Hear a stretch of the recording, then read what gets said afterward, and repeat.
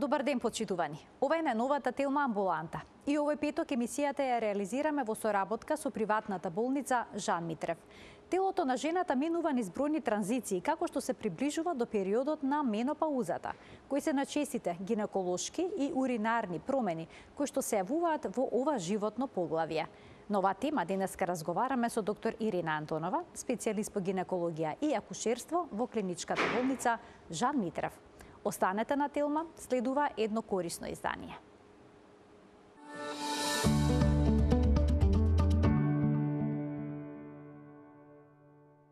Кои се најчестите гинеколошки и уринарни тегоби што се јавуваат кај жените во периодот на перименопаузата и менопаузата? Ќе ја прашаме доктор Ирина Антонова, специјалист по гинекологија и акушерство во клиничката болница Жан Митрев.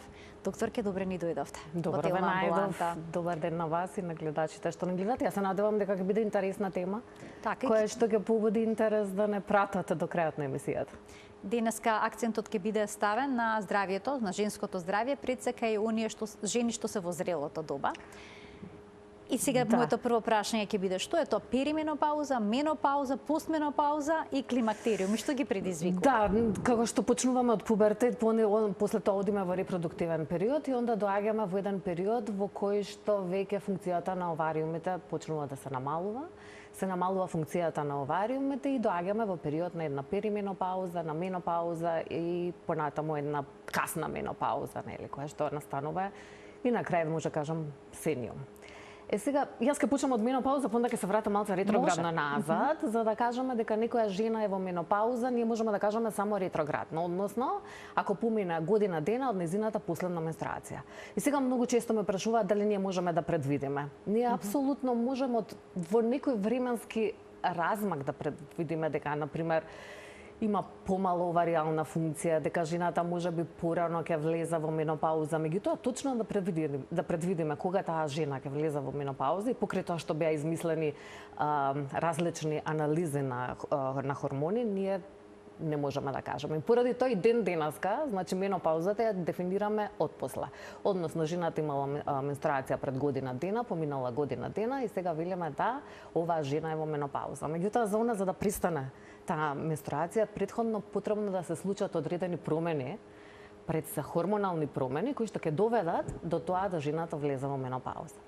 И оној период кој што е пред менопаузата, обично се некаде околу 4 години, тоа се периодот кој што ние го значуваме како перименопауза. Не кажат дека просечната возраст обично на влез во менопауза е 51 година, меѓутоа тука некаде е прифатено од 47 до 55 години, дека тоа е возраста во која што ќе се влезе во менопауза. Сега, значи, 4 години претходно почнуваат пополека да се случуваат хормонални промени во организмот на жената, кои што можеби од почетокот да не се толку забележливи, поради тоа тој период го викаме рана перименопауза и да стануваат се повеќе и повеќе забележливи, да пациентката ги осети симптомите и може и да побара лекарска помош, односно да дојде на преглед. Она што се случува е тоа што го приметува или во почетна перименопауза, дека можеби незините периоди се скратуваат. Ако, например, добивала менструален циклус на 4 недели, сега може да почне да добива на 3 недели. Тоа се должи како резултат на тоа што одреден хормон кој што се лачи во хипоталамусот ги стимулира овариумите да побрзо направат стимулација на останатите фоликули кои што ги има и поради тоа се крати тој прв дел од менструалниот циклус и пациентката може да добива на 3 недели. Она што другото, може и во овој период да се појават топлотни бранови. Сега она што е битно, што сакам да го уште во перименопаузата може да се јават оние валунзи, топли бранови? Да, топли бранови и што сакам да го знаат пациентките, тие се јавуваат некаде, сметаме, според анкетите направени, кај 80% од пациентките, можам да речам и 100%. Меѓутоа, она што е, пациентките не бараат помош. Значи, жените обично сметаат дека можеби не се толку јаки на почетокот, или пак се нешто што е природно, нормално, апсолутно, дека е природно и нормално, меѓутоа во денешно време ние имаме можност да ги намалиме и да ги ублажиме симптомите кои што ги чувствуваат. Така да можат да они да почнат да ги чувствуваат овие hot flashes или овие валунзи, уште во оваа рана перименопауза да почнат да ги почувствуваат, например, пред добивање на самиот менструален циклус или во рана она фоликуларна фаза во текот на менструалниот циклус, кога нивото на естрогените е ниско. Она што друго може да почне да им се случува е тоа да имаат проблеми со несоница.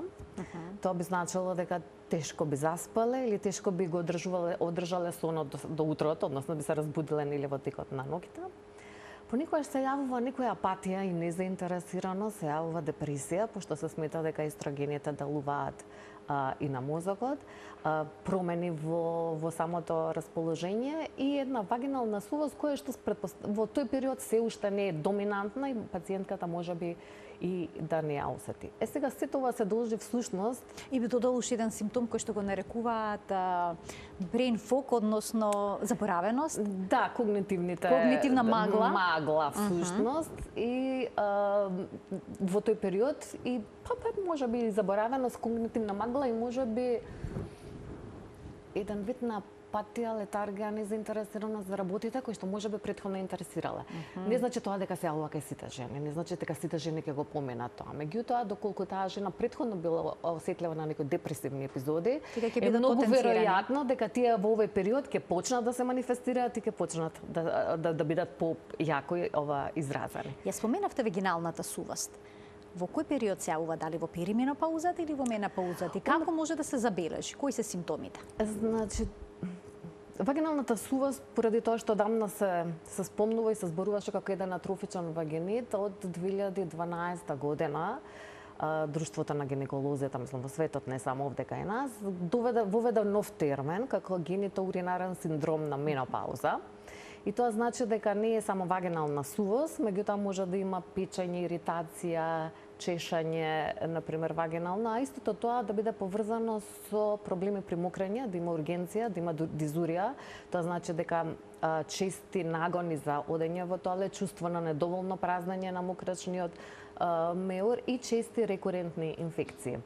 Ме прашавте за вагиналната сувост, она почнува да се јавува во перименопаузата, меѓутоа не е толку манифестна. Годините за низина манифестација се некаде таму 3 до 4 години од последната менопауза, кога она почнува да биде доминантна, поготово атрофијата која што се случува, поради тоа што на вагиналното ткиво му треба подолго време да биде без хормони, односно да биде без естрогени, за да може да направи, односно атрофични промени, односно да се намали подпорното ткиво, да се намалат нивоата на епителот, за да дојде до атрофија на самата вагина, да дојде со самото тоа доаѓа до промена на pH вредноста на вагината, доаѓа до промена на биофилмот кој што живее таму и поради тоа може да бидат понекогаш и чести други вагинални инфекции. Доаѓа ли до спад во тој период на матката ако има вагинална атрофија? До спад на матката може да дојде во било кој период на животот на жената. Ние најчесто се среќаваме во периодот на менопаузата, во периодот на перименопауза и периодот на менопауза, тогаш го среќаваме најчесто, од причина што му треба време да се манифестира. Значи му треба време од кога ќе почне спадот да стане евидентен на пациентката за она да дојде и да побара помош. До моментот додека не осети дека излегува некое топче или нешто се случува доле кое што ја тегне или кое што ја влече и кое што прави да она осеќа некоја нелагодност за да дојде на гинеколог. Евентуално пациентките кои што одат на редовни гинеколошки прегледи може да им биде посочено од страна на гинекологот дека се случува нешто, односно имате спад на предниот или на задниот вагинален зид, имате спад на утерусот, за да она од претходно, пред да ги осети симптомите, дознае дека всушност се случува нешто со незиното организам, односно со незиното тело. И она што сакам да кажам всушност дека естрогените се обвинуваат и они се најмногу проучувани за ефектот кој што го стварува жената, на кој што ги има симптомите во текот на менопаузата, односно еден хипо или намалување на нивото на естрогени кое што оди постепено, па поради тоа и симптомите на самата менопауза, па дури и спадот овие на гениталните органи одат постепено. Така, значи, падот на естрогените и возраста всушност се главните ризик фактори за појава на овие тегови кои што тегови. ги имаат жените. А што може да се направи кога жената ќе забележи вагинална сувост? Има ли решение на овој проблем? Да, решението на проблемот за вагиналната сувост се зависи колку на жената и пречи. Во зависност од тоа колку пречи, дали им покрај вагиналната сувост, кај жената се јавуваат и чести или рекурентни инфекции, се јавуваат проблеми во однос на мокрењето, дизурични проблеми. Значи, вагиналната сувост е во директна корелација и со уринарните инфекции? Да, ќе ви кажам зошто. Во директна корелација е од причина што епителот кој што, односно рецепторите кои што се наоѓаат во вагината и рецепторите кои што се наоѓаат во мочниот меор, уретрата или тригономот на мочниот меор се осетливи на естрогени. Значи, естрогенот нема да делува како што ниското ниво на естрогенот нема да делува само на вагината и на вагиналната сувост, него во исто време ќе делува и на кожата. Ќе делува на промена на липидниот профил внатре во крвта, ќе делува на поголема абсорбција на коскената клетка, односно на коскената маса, да доведе до остеопороза, како што ќе делува на, како беше она фок или магла во мозокот. Значи, на различни места во организмот не имаме рецептори за естрогенот, така да неговиот недостаток ќе се покажа секаде. Има студии во кои што испитуван андрогенот, во кои што се испитувани и другите хормони, колку они влијаат во периодот на перименопаузата или менопаузата кај жената. Меѓутоа, сепак главниот акцент и ден денес е удрен на естрогенот и поради тоа, пошто ме прашавте дали постои терапија за вагиналната сувост, постои терапија која што се смета дека можеби таа терапија ќе помогне со оние дизурични проблеми или проблеми кои што ги имаат како често мокрење, осет на недомокрување пациентките кои што се наоѓаат во менопауза. Станува збор за естроген, меѓутоа станува збор за естроген кој што е во вагинална крема. За ниска доза на естроген, кои што се направени голем број на студии, поради тоа што голем број од пациентките не сакаат хормонска терапија да земаат, меѓутоа се направени голем број на студии во светот во кои што по апликација на овој тип на крем, вагинален естроген, е утврдено дали се зголемува и всушност за колку се зголемува концентрацијата на естрогенот во крвта. Утврдено е всушност дека концентрацијата на естрогенот се зголемува за многу милимална вредност, некои 5 микрограми кои што пикомикрограми ствари кои што не се различни од концентрацијата која што ја имаат и другите менопаузни или перименопаузни жени. Така да всушност многу малце од овој естроген се ресорбира поради тоа што станува збор за крема која што има мала доза на естроген, се смета дека може би ресорбцијата е поголема на почетокот на самата апликација од причина што слузницата на матката е потенка, крвните садови се поблиску до местото каде што ќе ја ставите кремата и во првата недела или во првите 2 до 3 недели од самата апликација на оваа крема се смета дека можеби концентрацијата на естрогенот во крвта е малце поголем за разлика од понатамошната апликација и она што се смета е дека овој тип на апликација на естроген не го зголемува ризикот како на пример системската апликација за карцином на дојка, на пример или за тромбоемболитски компликации кај жената. Доколку пациентката одбија да го користи ова, нели ние имаме и други методи за користење, постојат вагиналети или гелови кои што содржат хиалурони, кои што се како навлажнувачи на вагината, кои што пациентката може да ги користи на пример 3 пати неделно и поради тоа што поради сувоста многу често имаат болен сексуален однос, она што може да се користи се лубриканти. Значи секоја пациентка е индивидуална, со секоја пациентка треба да разговарате да видите што она би сакала и би требало да ги предложите сите можности кои што ги има. Дури во светот се правени испитувања за употребување на овој вагинален крем кај пациентки кои што се оперирани од карцином на дојка, каде што всушност не е најдена статистичка сигнификантност, односно дека употребата на овој крем го зголемува ризикот за појава на карцином на дојка. Дали тоа значи дека кремите кои што содржат естроген, а се наменети за вагинална употреба, може да се користат до толк временски период?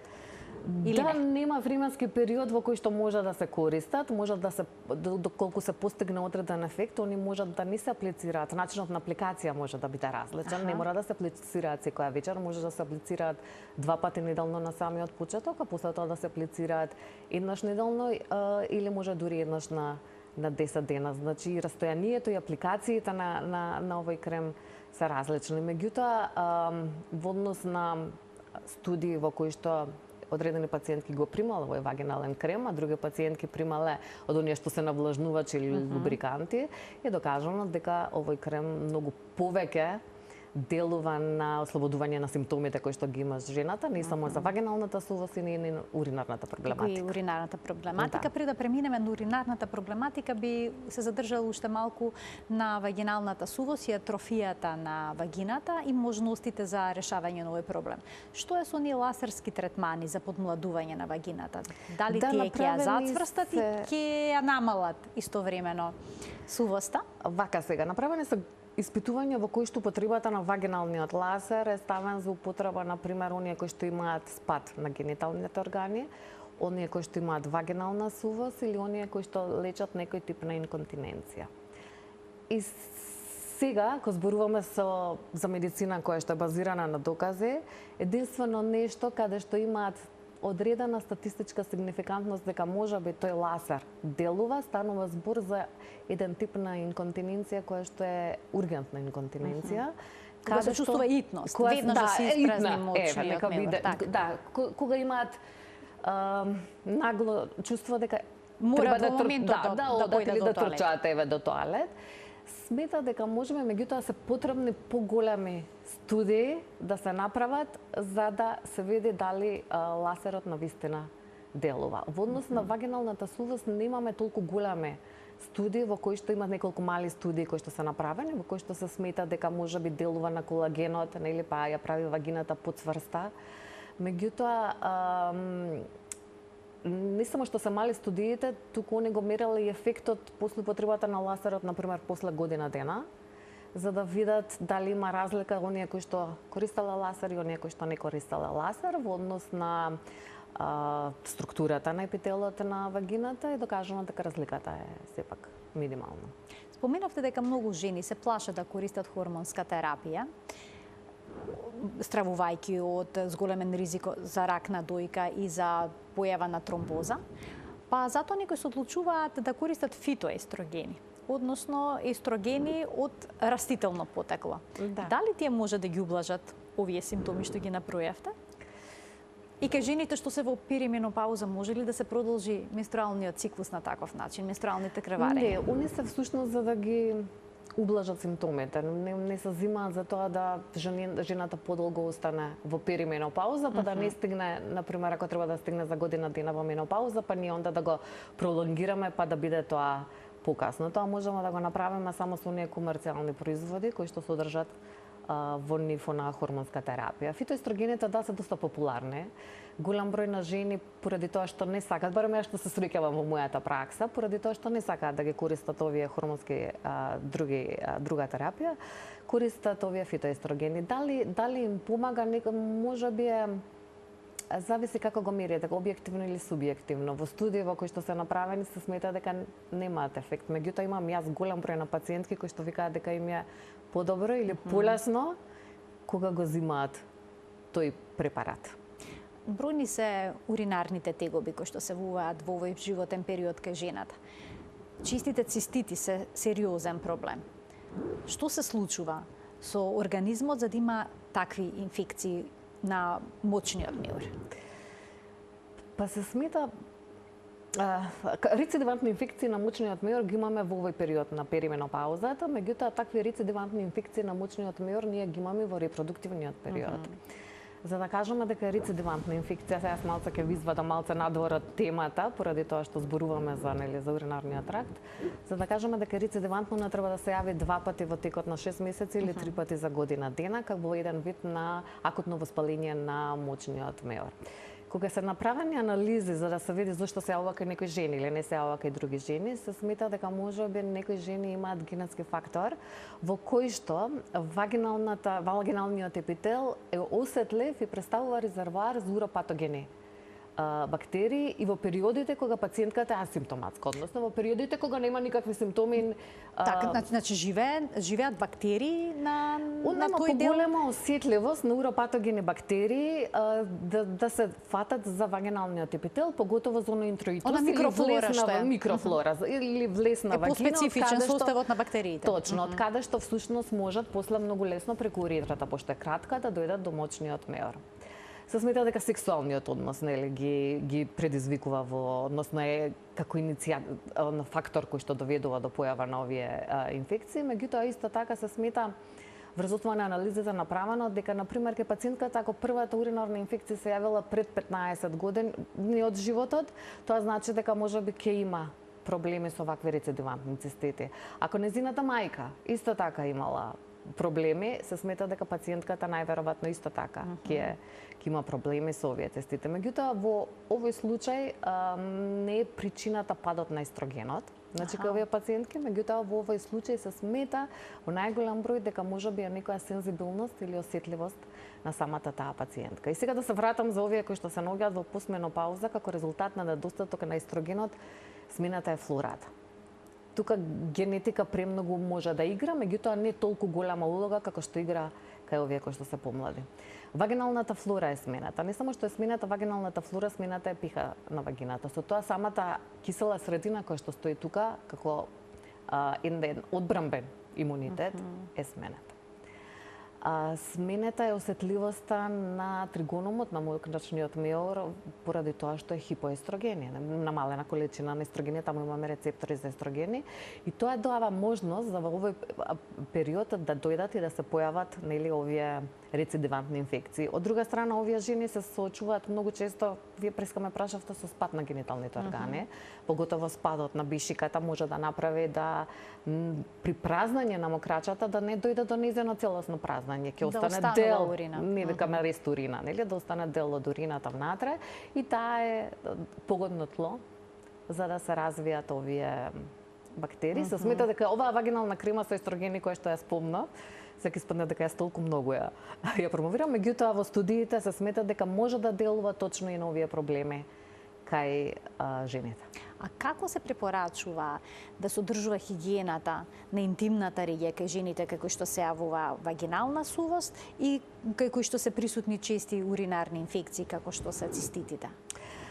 Постои денеска студија во кој што се смета дека можеби ако ние сега е вагинална сувост и е смената флората на вагината, ако дадеме пробиотици, меѓутоа не пробиотици на уста, е докажано дека тие пробиотици на уста што ќе ги дадеме не делуваат, меѓутоа дадеме вагиналети, дадеме вагинални супозитории и креми кои што во себе содржат неколку вида на пробиотици, тогаш ние всушност на некој начин ќе се обидеме да ја смениме флората на и на тој начин ќе делуваме превентивно. Меѓутоа, начинот на одржување на хигиена е идентичен како во репродуктивниот период, така да нема некоја разлика на која што жената би требало посебно да внимава. Она што е можеби да има почесто печење, може да има појава на чешање. Во овој период се многу често се јавуваат и кожни промени на вулвата кои што бараат понатамошно исследување, кои што бараат понатамошен третман, а поради тоа што кожата веќе е тенка, многу често може да дојде до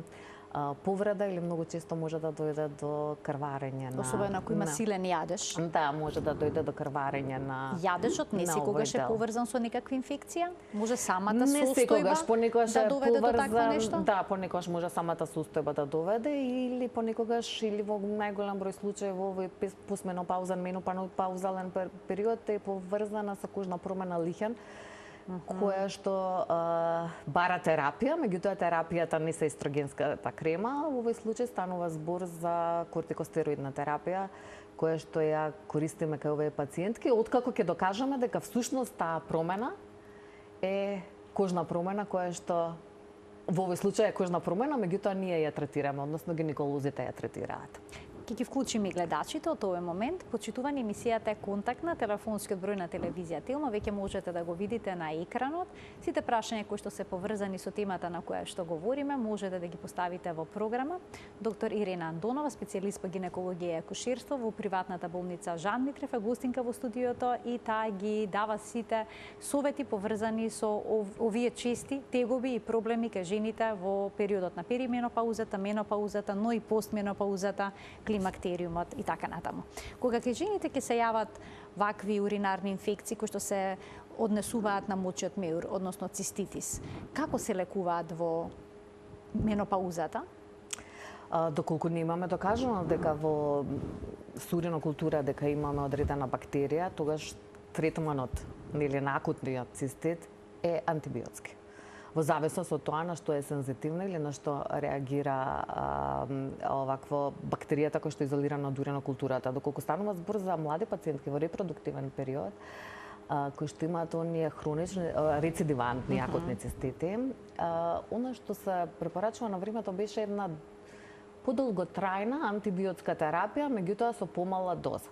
Сега во последно време се сменија ставовете за да не биде подолготрајна терапија, поради тоа што има нус ефекти, се смета дека можеби тие жени кои што знаат дека овие цистити им се јавуваат после сексуалниот однос, се дава пола доза, например, на цефалексин од 250 мг или друг лек, кој што се само една доза после сексуалниот однос, па дури и жените се инструираат сами да знаат како да се лекуваат.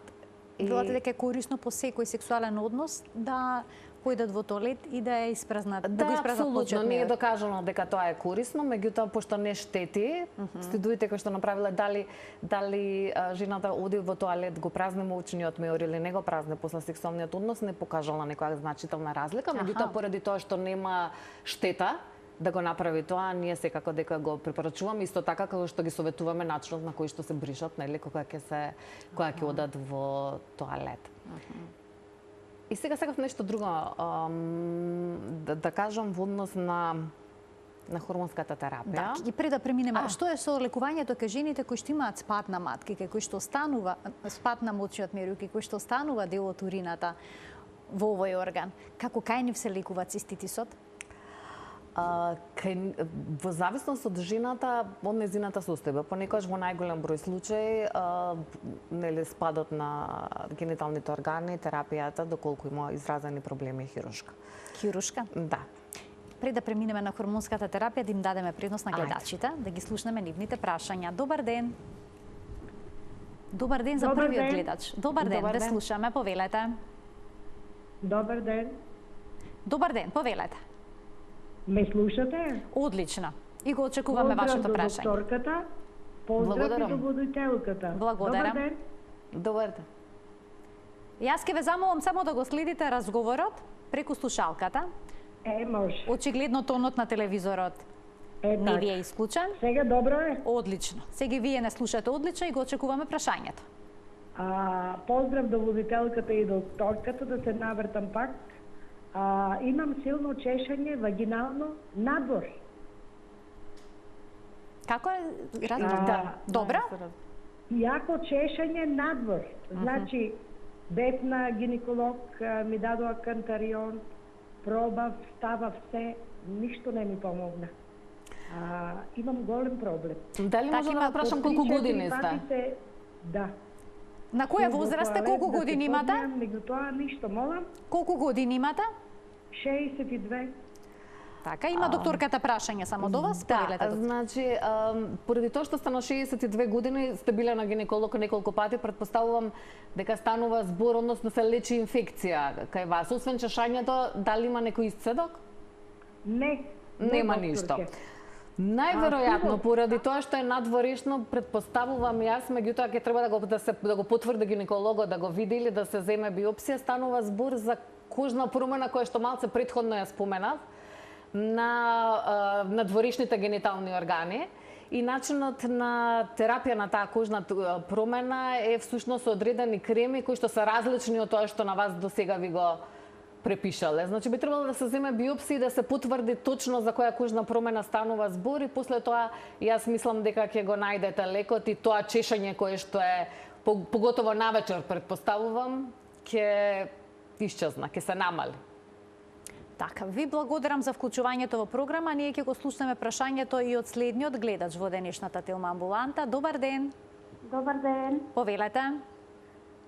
Јас сум од Гевгелија. Вие сте во програма? 67 години. Така? И неколку пати во годината, исто како менструација да ми иде, не знам што да правам, не сум била на лекар. И имам притисокот ми се качува за тоа време и цела станувам црвена. По 2-3 дена ми тоа е. Докторке, можевте да разберете? Да, ми рековте дека сте 57 години, меѓутоа дека по 67. 67. Добро. Да. Значи вака сега, секој крварење кој што ќе се јави после последната менструација, ние го сметаме како крварење кој што треба да испитаме зошто се јавува и како. Вие ми рековте не сте биле на гинеколог, меѓутоа еве мојот апел до вас е дека треба да отидете на гинеколог, поради тоа што тоа крварење кое што се јавува треба да исклучиме дали е поради атрофијата која што ја постои или постои некој проблем поголем кој што треба да се лекува. Значи, еден гинеколошки преглед, мислам дека треба да се одважите да отидете и да го направите, поради тоа што ќе го решите проблемот што го имате, бидејќи крварењето за кое што ми раскажувате, всушност не треба да се јавува и ние го сметаме за ненормално крварење кое што се јавува во тој период и постојат одредени гайдлайнс и протоколи како се диагностицира и како понатаму се лечи. Меѓутоа мора да има гинеколошки преглед. Така, значи задолжителен гинеколошки преглед при секое вагинално крварење за време на менопаузата. Да, поради тоа што ние не очекуваме вагинално крварење за време на менопаузата. Може да се кријат различни причини, може да е атрофијата на вагината причина, може да е причина некој цервикален карцином кој што го поминал периодот на репродуктивниот период, пациентката престанала да оди веќе на гинеколог, меѓутоа сега се манифестира со тип на крварење. Може да станува збор и најчесто може да станува збор за промени кои што се наоѓаат внатре во слузницата на матката. Дали станува збор за некоја атипија, односно за нараснување, ендометриална хиперплазија, велиме, дали станува збор за некој преканцероза или карцином на слузницата на матката, тоа треба да се исклучи. Значи, секое крварење кој што ќе се јави после година дена од завршување на последната нели менструација е алармантно и жената мора да се јави на гинеколошки преглед. А дали на еден класичен гинеколошки преглед можете да забележите дали кај жената има спад на матката или пак има атрофија на вагината? Апсолутно. На секој гинеколошки преглед може да се забележи дали се атрофични, поготово тоа е класична слика на атрофија на вулвата, на вагината, на влезот во вагината, понекогаш станува збор за стеноза на вагината и самите пациентки знаат поради тоа што имаат болни сексуални односи. За спадот на гениталните органи исто така они може да знаат ако спадот е надвор од влезот на вагината. Меѓутоа ако е внатре во вагината, пациентките може да не знаат, меѓутоа со самиот преглед гинекологот ќе го визуализира и ќе го види нели спадот до каде. Во кој случај на пациентката ќе предложите хормонска терапија?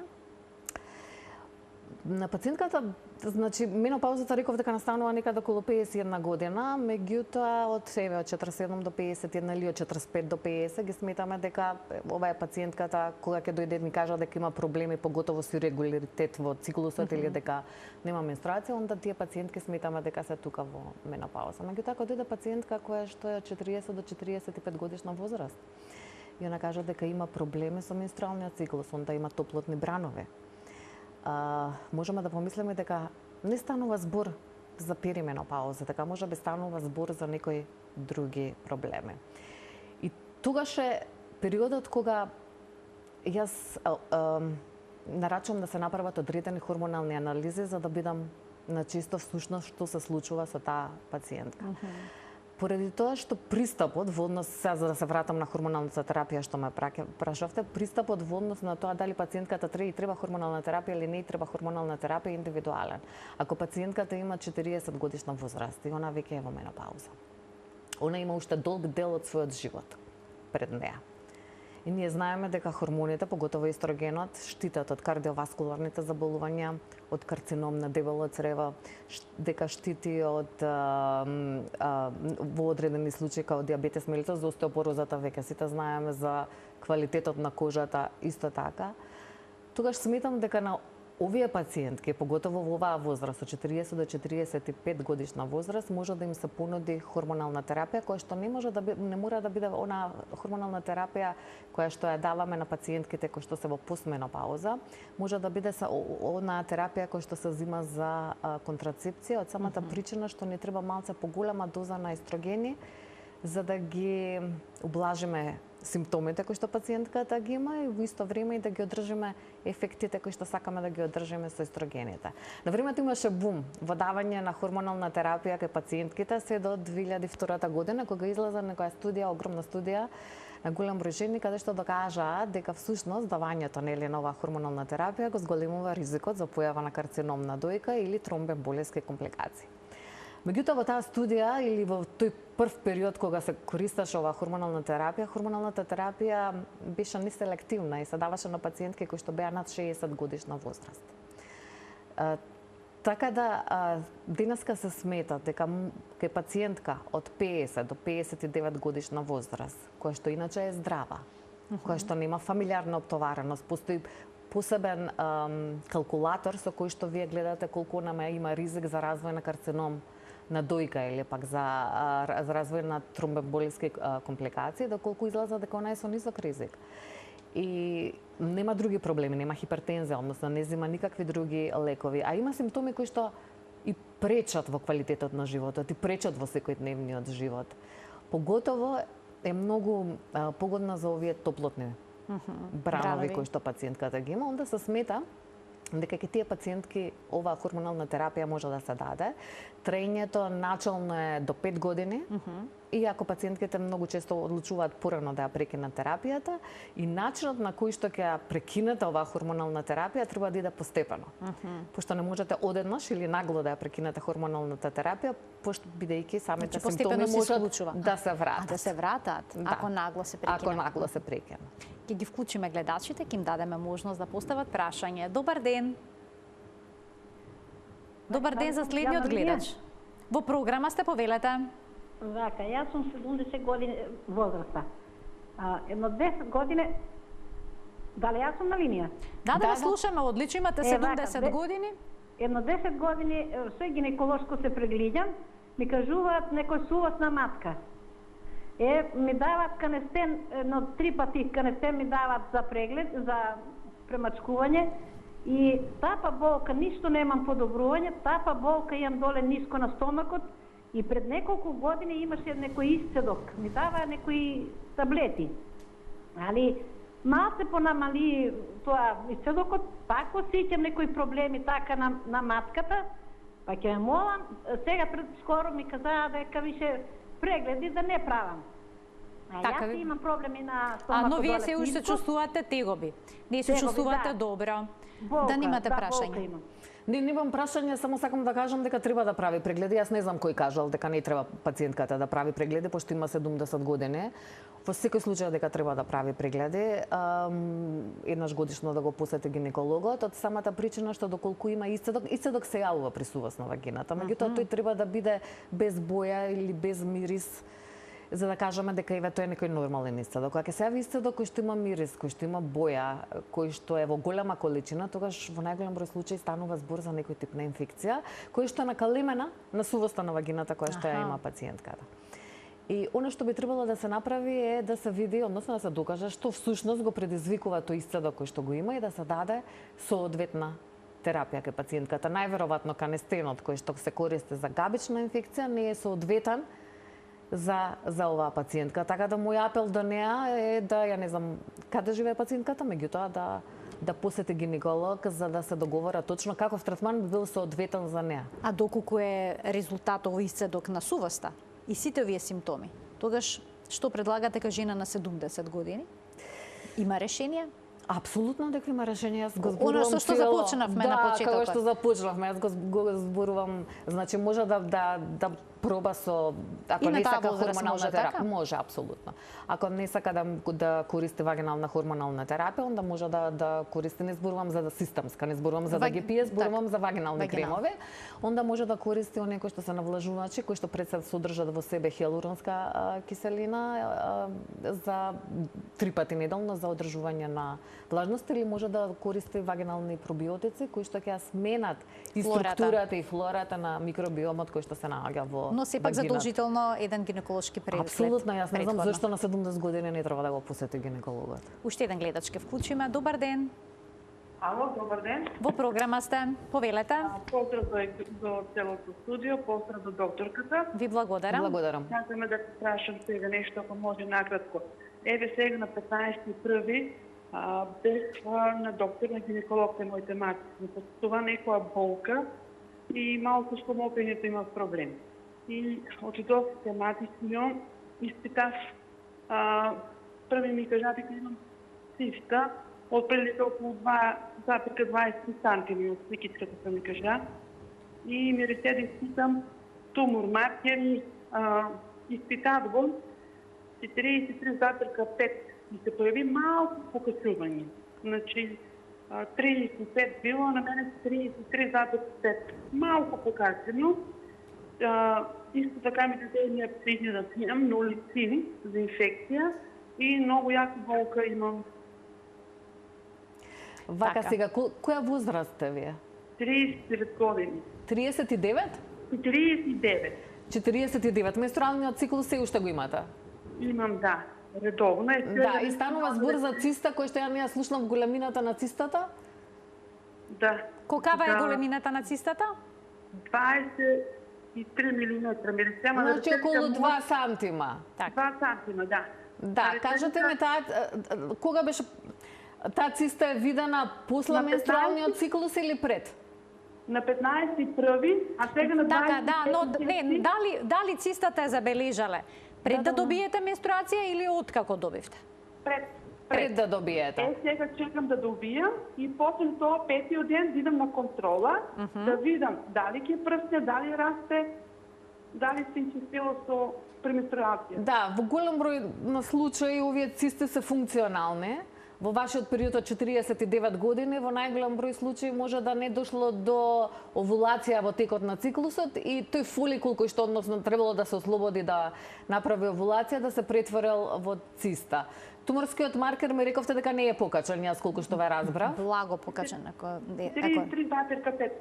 Станува збор за CA125, предпоставувам. Да, многу малку покачен. Да, тоа е до 35 му е границата, зависно од лабораторијата, така да јас очекувам дека оваа циста, ако не прсне на овој преглед, ќе најверојатно вашиот гинеколог ќе ви закаже уште еден преглед за отприлика 3 месеци, за да види што всушност се случува со цистата. Нема некоја итност во однос на цистата да некоја ургентна терапија да треба да ја спроведете за цистата. Во однос на уринарната инфекција, предпоставувам дека сте добили антибиотски третман. Нолицин. Да, и сега сте добри. Па имам уште 2 дена од тие да пијам. Уште ги пијам 20. Може ли болките што се чувствуваат да бидат всушност поврзани со циститисот? Најверојатно болките се поврзани со циститисот, не се поврзани со цистата поради тоа што она е толку мала за да предизвика болки. Така да јас очекувам дека болките би требале сега да ви се намалени. Благодарам, бидете поздравени. Ви благодарам што се вклучивте во програма. Докторке, што е со оние жени кои што се во перименопаузи, кои што почнуваат да се јавуваат обилни крварења, кои што не прекинуваат? Дали е тоа нормално или е компликација? Значи, во перименопаузата можеме да очекуваме да се скрати, да се продолжи циклусот. Можеме да очекуваме да се намали количината на менструалната крварење или можеме да очекуваме да се зголеме количината на менструалната крварење. Не само што можеме да очекуваме да се зголеме количината, него некогаш се јавуваат во периоди од 2 до 3 месеци кога пациентката не имала менструација, она добива некој менструален циклус кој што почнува и трае. И онда почнува некој ден е слаб, некој ден е пообилен, некогаш станува збор за нагло и обилно крварење, а доколку пациентката се наоѓа во овој период на перименопауза, она што треба да исклучиме дека е физиолошки, а не е дека како резултат на некоја промена на матката или на слузницата на матката. И она што ние го правиме во тој случај правиме киретажа, со тоа што не само што ќе го тргнеме слузницата на матката за пациентката да престане да крвари, него ќе добиеме и наод за да знаеме зошто пациентката крварела. Во најголем број случаи станува збор дека е само естрогено дејство, односно дека како во случајот со пациентката која што пред малце не се јави, кај неа не се случило тоа, дека на пример имало само фоликул кој што се претворил во фоликулинска циста, кој што долго време делувал со тоа што имаме флуктуација на хормоните, па имаме во овој случај зголемено ниво на хормон естроген, меѓутоа не дошло до ослободување и до лачење на другиот хормон кој што ни треба прогестерон и поради тоа настапило ова обилно крварење, така да тогаш терапијата е во однос да го дадеме на пациентката тоа што и недостига, а тоа што и недостига е всушност вториот хормон. Во овој период на кога кај пациентката се рецидивни вакви крварења, постои опција за пласирање на интраутарина спирала, која што во себе всушност го има оној хормон кој што пациентката и недостига и кој што би требало, на пример, неколку циклуси да го дадеме да го пие преку уста. Така да дури во светот овие спирали ги користат и во менопаузата кај пациентките кои што се на хормонска терапија, меѓутоа кои што примаат само естрогени, а кои што има сочувана матка. И пласирањето на оваа спирала е всушност за пациентката да не мора преку уста да го зима и другиот хормон. Може да помене само со лепенке, пошто го има овие хормонални супстанции ги има во различна форма, дали се преку уста или дали се преку лепенке. Така да тоа е всушност постапката за овие пациентки. Во време на менопаузата и постменопаузата понекогаш кај жените се јавува и неволно испуштање урина. Од таа причина тие носат влошки за апсорбција на урината. Дали тие можат понекогаш да создадат и проблем, бидејќи веќе има сувост на интимната регија? Не само тоа, него самото ностоп истекување на урината прави иритација и прави дразба. Ке стават влошки кои што прават апсорбција, меѓутоа таа урина секако ќе дојде во контакт со кожата. Така да и оние уринарни инфекции, што ги спомнавме претходно, кои што ја себе заборев да ја спомнам, дека за кај жените кои што имаат уринарна инконтиненција се среќаваат почесто. Сега знаеме дека постојат два типа, различни типови на уринарна инконтиненција. Едната која што јава при кивање, при кашлење, која што верувам неколку пати сте обработила во Телма амбуланта, за која што за стрес инконтиненцијата. За која што нема да зборувам јас овој пат, меѓутоа постои друга инконтиненција која што е поврзана со недостаток на ова, која што е итно неодложно одење до тоалет за празнање на мочниот меур и овој тип на инконтиненција, начинот на нејзиното третирање е медикаментозно.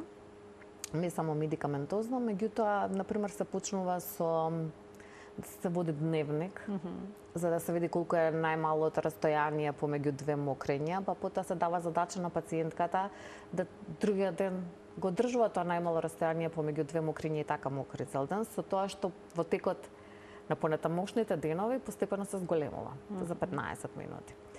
И на тој начин правиме всушност тренинг на мочниот меур за кај таа пациентка да издржи поголем капацитет, за да не дојде до ова неволно испуштање на урината, меѓутоа во најголем број случаи овие пациентки ги третираме медикаментозно, имаме неколку типови на лекови кои што ги користиме, некогаш можеби има потреба да се користат и два типа на лекови со цел да ги спречиме, да не дадеме голема доза од едниот тип на лек, за да ги спречиме несаканите ефекти кои што тој тип на лек може да ги направи. А дали жените кои што се во менопаузи примаат хормонска терапија ќе ги избегнат ваквите проблеми?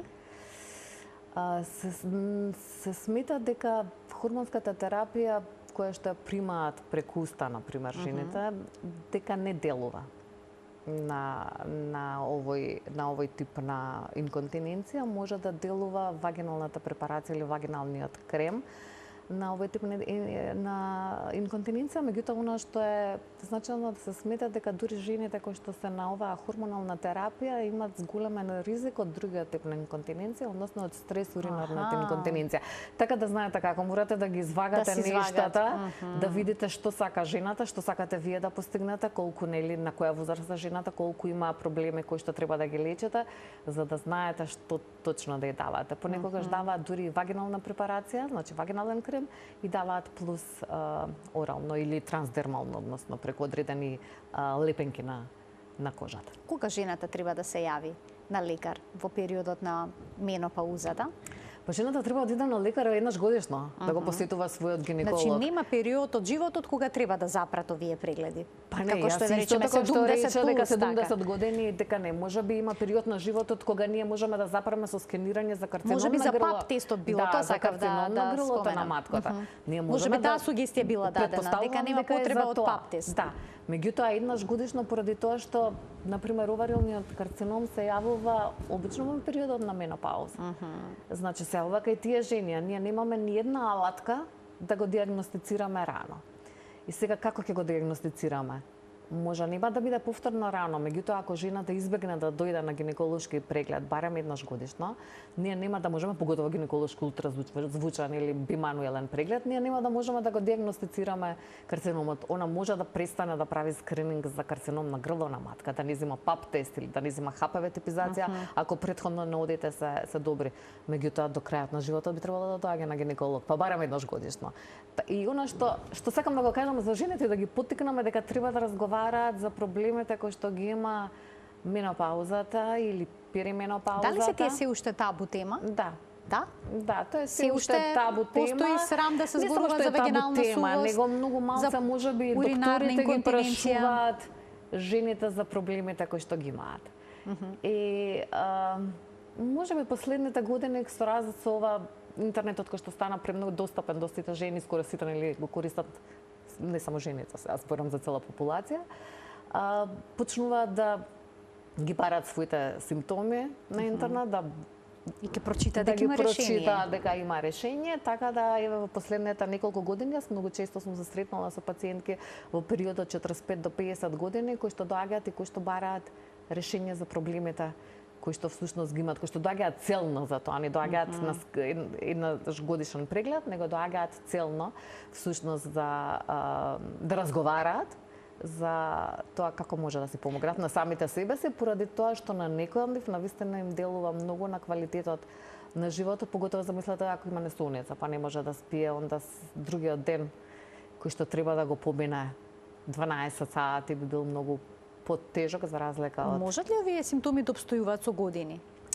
Да, оние туплотни бранови се смета дека може да постојат и до 15 години, дека пациентките дури на 65 години може да ги осеќаат. Можеби епизодите, можеби нивното траење ќе се намали, нема да бидат толку интензивни, меѓутоа овие периоди апсолутно дека може да постојат. Во одредена анкета е докажано дека дури пациентки многу постари од 65 години понекогаш ги осеќаат. А дали може 5, 10, 15 години по последната менструација да се започне со хормонска терапија за елиминирање на ваквите симптоми или тогаш е доцна? Се смета дека до 10 години по завршувањето на последната менструација. Меѓутоа, тука треба да се земе и возраста на жената. Ако менструацијата да завршила на 51 година и сега жената доаѓа на 60 години барајќи хормонска терапија, мислам дека не би било адекватно, од причина што за овие топлотни валнози ние имаме и други лекови со кои што можеме да ги третираме. Кои се тие? Не мораме да ги третираме.